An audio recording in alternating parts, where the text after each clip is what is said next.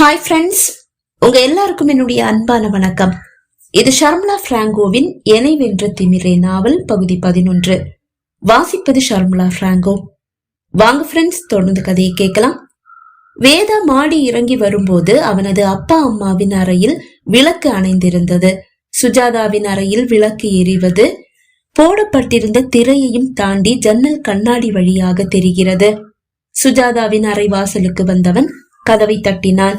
சில நொடிகளில் கதவு திறந்து கொண்டது.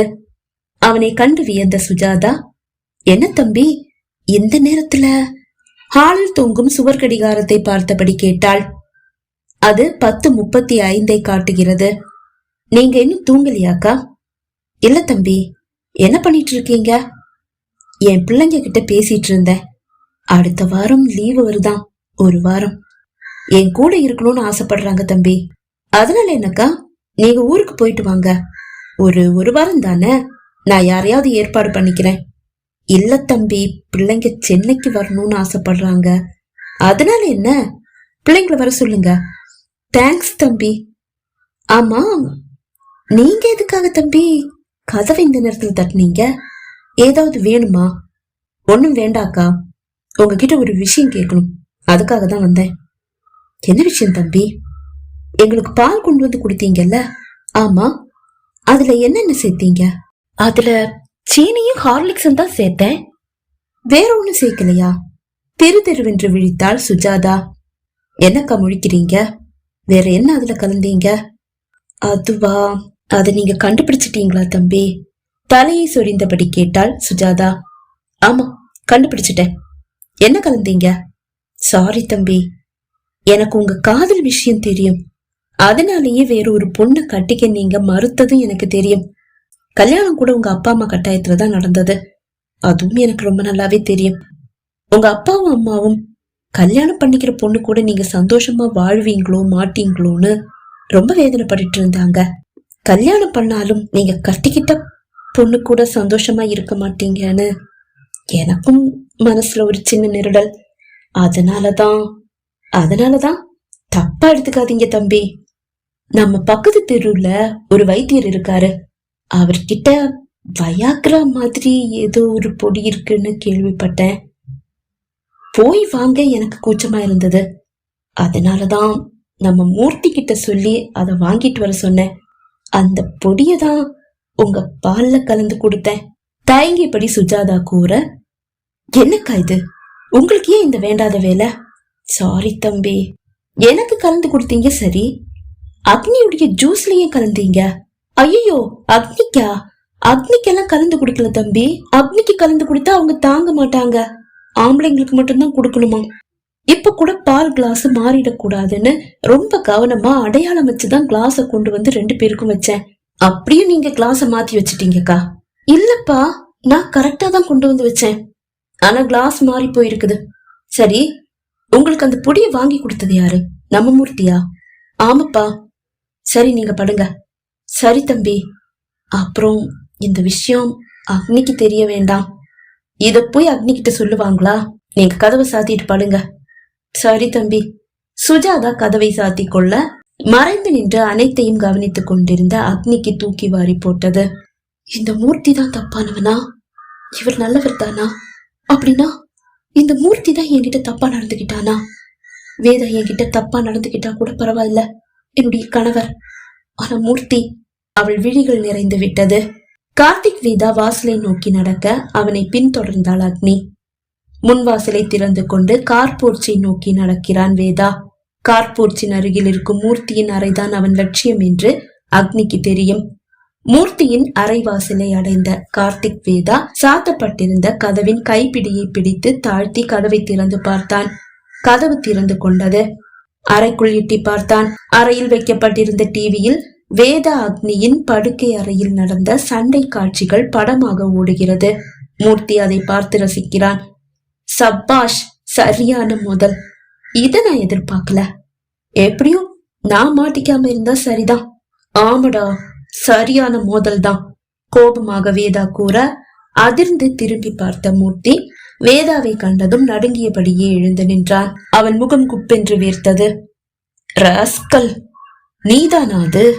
ஒரு வாரம் முன்னாடி சுஜாதா அக்கா நைட் அவங்க ரூம் ஜன்னலை தட்டி ஒரு நைட்டுக்கு எவ்வளோ, ஒரு நைட்டு என் கூட வரியா அப்படின்னு யாரோ கேட்டதா சொன்னாங்க. செருப்பால அடிப்பேன்னு சொல்லிட்டு அவங்க ஜன்னலை திறக்கும் போது யாரோ ஓடி ஒளிஞ்சதை பார்த்ததா சொன்னாங்க. நான் கூட அது ஏதோ அவங்களுடைய கனவு தானே நினைச்சேன். அதுக்கப்புறமா அப்படி ஏதாவது சம்பவம் நடந்ததான்னு கேட்டேன். இல்லைன்னு சொன்னாங்க. அப்ப கூட உன்னை சந்தேகப்படலடா. ஆனா இன்னைக்கு என் பொண்டாட்டி கிட்டயே கைவரிசையை காட்டுறியா? ஜூஸ்ல அவளுக்கு மயக்க மருந்து கலந்து கொடுத்தது நீதானே? சார் வந்து வந்து என்னடா வந்து போய்? அவன் சட்டையை கொத்தாக பிடித்தவன் அவன் கன்னத்தில் பலார் என்று அறைந்தான். எங்க ரூம்ல கேமரா வச்சிருக்கியா? ரகசிய கேமரா. உங்க அப்பா இடத்துல உன்னை வேலைக்கு சேர்க்கும் போது நீ ஒரு விஷயம்னு தெரியாம போச்சுடா. உங்க குடும்பம் கஷ்டப்படக்கூடாதுன்ற ஒரே காரணத்துக்காக மட்டும்தான் உனக்கு வேலையை போட்டு கொடுத்தேன். ஆனா நீ எவ்வளவு கீழ்த்தரமா நடந்துக்கிற. பலார் என்று அவன் கன்னத்தில் மீண்டும் அறைந்தான் வேதா. சட்டென்று வேதாவின் காலில் விழுந்தான் மூர்த்தி. சாரி சார், ஏதோ தெரியாம தப்பு பண்ணிட்டேன், மன்னிச்சிடுங்க சார். என்ன அவமானப்படுத்திடாதீங்க சார். போலீஸ்ல மாட்டி விட்டுடாதீங்க சார். வீட்டுல யாருக்கிட்டையும் சொல்லிடாதீங்க சார். என்னோட வீடு என்ன நம்பிதான் இருக்குது சார். நான் நாளைக்கு ஏதாவது காரணத்தை சொல்லி வேலையில இருந்து விலகிடுறேன் சார். Please sir. என்னடா நடிக்கிறியா? அவன் சட்டையை கொத்தாக பிடித்து அவனை தூக்கி நிறுத்திய வேதா, அக்னி கிட்டயே தப்பா நடந்துகிட்ட உன்னை சும்மா விடுறதா? இல்ல சார், நான் அவங்க கிட்ட தப்பா எல்லாம் நடந்துக்கல. வேணும்னா இதுவரைக்கும் நடந்ததை நீங்களே பாருங்க. காட்சிகளை அவன் டிவியில் ஓடவிட தவறு எதுவும் நடக்கவில்லை என்று அறிந்து நிம்மதி பெருமூச்சு விட்டாள் அக்னி. ஆனாலும் ஆத்திரம் அடங்காத வேதா அவன் கன்னத்தில் பலார் பலார் என்று அறைந்தான். நான் அந்த நேரத்துல வராம இருந்திருந்தா என்ன ஆகியிருக்கும்? என்ன மாதிரியே ட்ரெஸ் பண்ணிருக்க, என்ன மாதிரியே அப்படியே நடிக்கிற. உன்னை சும்மா விட்டா நீ இதே மாதிரி தானே எல்லா பொண்ணுங்க கிட்டயும் உன் கைவரிசையை காட்டுவ. உனக்கெல்லாம் பாவம் புண்ணிய பார்க்கவே கூடாது. போலீஸ்க்கு போன் பண்றேன் இரு. சட்டென்று வேதாவின் கையை தட்டி விட்டு விட்டு மூர்த்தி ஓட வாசலில் வந்து நின்ற அக்னி காலை உயர்த்தி அவனை எட்டி உதைத்தாள். மூர்த்தி வேதாவின் காலடியில் வந்து வீழ்ந்தான். அவன் சட்டையை கொத்தாக பிடித்த வேதா போலீஸுக்கு தகவல் கொடுக்க 10 நிமிடத்தில் போலீசார் வந்துவிட வீடை விழித்துக் கொண்டது. நடந்ததை அனைவருக்கும் தெரியப்படுத்திய வேதா மூர்த்தியை காவலர்களிடம் ஒப்படைத்தான். அடப்பாவி, உன்ன போய் கூட பிறந்த தம்பியா நினைச்சேனே. விஷமால இருக்க? வேதா தம்பி, அக்னிக்கு ஜூஸ்ல இவன் தான் எதையோ கலந்திருக்கான். நான் ஜூஸ் போட்டு முடிச்சதும் இவன் தான் பின்வாசல் வழியா கிச்சனுக்கு வந்தான். ஜூஸா யாருக்குன்னு கேட்டான். அக்னிக்குன்னு சொன்னேன். புது பொண்ணுக்கா? ஜூஸ நல்லா தான் போட்டீங்களான்னு கேட்டவன் ஒரு ஸ்பூன்ல ஜூஸ் எடுத்து சுவைச்சு பார்த்துட்டு இனிப்பு கம்மியா இருக்கு, கொஞ்சம் சீனி போடலான்னு சொல்லி சீனியை எடுத்தான். கேஸ் ஸ்மெல் வருதே, அடுப்ப சரியா அணைக்கலையான்னு என்கிட்ட கேட்டான். நானும் அடுப்ப கவனிச்சேன். அதுக்கிடையில சீனிய கலக்குற மாதிரி எதையோ கலந்திருக்கான். பால் கிளாஸ கூட இவன் தான் மாத்தி வச்சிருக்கணும். பாலை நான் எடுத்து வச்சிட்டு இருக்கும் போதும் கிச்சனுக்கு வந்தவன் தலைவலிக்குது, ஒரு கப் டீ போட்டு கொடுங்கன்னு சொன்னான். பால் ஆறிடும், நான் போய் குடுத்துட்டு வந்துட்டேன்னு சொன்னதுக்கு நீங்க பாலை அடுப்புல வச்சுட்டு போங்க, நானே டீ போட்டுக்கிறேன் அப்படின்னு சொன்னான். நான் பாலை எடுத்து அடுப்புல வைக்கிறதுக்குள்ள கிளாஸ மாத்திட்டான். இவன் கொண்டு வந்து கொடுத்த அந்த பொடியில தான் ஏதோ தப்பு இருக்கு தம்பி. மூச்சு விடாமல் சுஜாதா கூறி முடிக்க, இவங்க சொன்ன மாதிரி இவன் விஷம்தான். இவனுக்கெல்லாம் பாவம் புண்ணியமே பார்க்க கூடாது. பாவம் பார்த்து நீங்க இவனை சும்மா விட்டுருந்தீங்கன்னா இதே மாதிரி 1000 பொண்ணுங்க வாழ்க்கையை கெடுத்திருப்பான். இனிமேலாவது வீட்டுல வேலைக்கு ஆளை சேர்க்கும் போது யாரு என்னன்னு விசாரிச்சு வேலைக்கு சேருங்க சார். இல்லனா இந்த மாதிரி நீங்க தான் கஷ்டப்பட வேண்டியதா இருக்கும் என்று கூறிய இன்ஸ்பெக்டர் மூர்த்தியின் சட்டையை பிடித்து இழுத்து சென்றார். நடந்த எதையும் நம்ப முடியாமல் இப்போதும் திகைத்து போய் நின்றிருந்தாள் அக்னி. நூல் இழையில் அல்லவா மூர்த்தியிடமிருந்து அவளும் அவள் கற்பும் காப்பாற்றப்பட்டிருக்கிறது. அவள் அருகில் வந்த வேதா, சாரி, இங்க நடந்த தப்புக்கு நான் உங்ககிட்ட மன்னிப்பு கேட்டுக்கிறேன் என்று கூறினார். அவளால் எதுவும் பேச இயலவில்லை. சுஜாதாவை நோக்கி திரும்பிய வேதா, அக்கா, அந்த மூர்த்தி வாங்கிட்டு வந்த அந்த பொடிய முதல்ல எடுத்து வெளியே வீசுங்க என்றான். சரி தம்பி, இதோ இப்பவே எடுத்து வீசிடுறேன். படுபாவி படுபாவி, என்கிட்டயே ஒரு நைட்டுக்கு எவ்வளவுன்னு கேட்டிருக்கான். எவ்வளவு நெஞ்செழுத்தான் அவனுக்கு. என் கையால தானே அவனுக்கு சோறு போட்டேன். தம்பியா தானே நினைச்சேன். தம்பி தம்பின்னு தானே கூப்பிட்டேன். இப்படிப்பட்டவன் தெரிஞ்சிருந்தா அன்னைக்கு சோத்திலேயே விஷத்தை வச்சிருப்பேன். முணுமுணுத்தபடியே சமையல் அறைக்கு சென்றாள் சுஜாதா. சரிப்பா, நீங்க 2 பேரும் போய் தூங்குங்க. பாவம், அக்னி ரொம்ப பயந்து போயிட்டா போல அப்பா கூற, அக்னியை பார்த்தான் வேதா.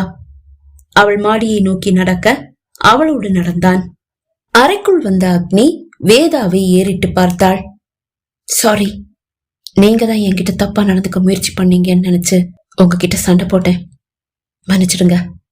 பரவாயில்ல அக்னி, நான் கூட உன்னை தப்பா தான் நினைச்சிட்டேன். எல்லாத்துக்கும் காரணம் அந்த மூர்த்தி தான். அவனை நம்புறது எங்க தப்புதான். சரி, நீ படுத்து தூங்கு, நான் போய் ஃப்ரெஷ் ஆயிட்டு வந்துடுறேன்.